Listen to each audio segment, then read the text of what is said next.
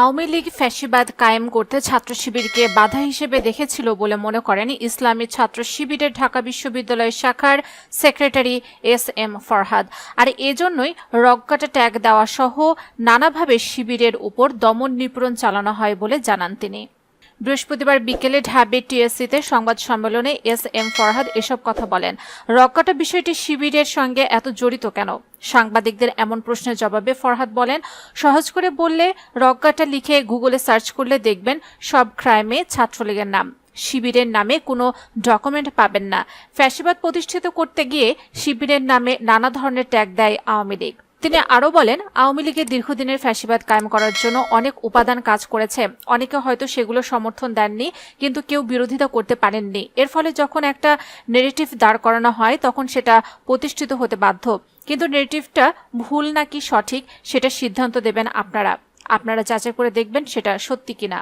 2008 সালের নির্বাচনে আওয়ামী লীগ ক্ষমতায় আসার পর তারা ফ্যাসিবাদ কায়েমের জন্য অনেক কিছুকেই বাধা মনে করেছিল।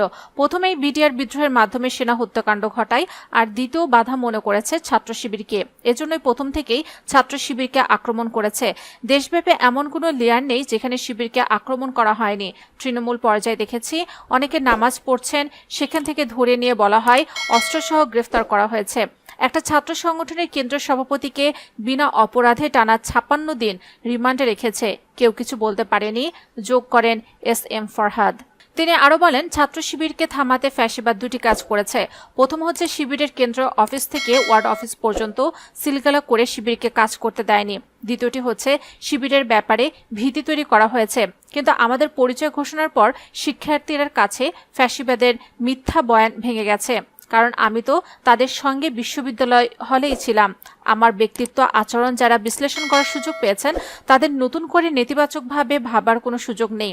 তারাই অনলাইনে ফিডব্যাক দিচ্ছে। আমাদের ব্যক্তিত্বের ব্যাপারে ঢাবিতে 90% পজিটিভ ফিডব্যাক পাবেন। ফ্যাসিস্টদের এতদিনের বয়ানকে মিথ্যা হিসেবেই সবাই গ্রহণ করছেন তারা।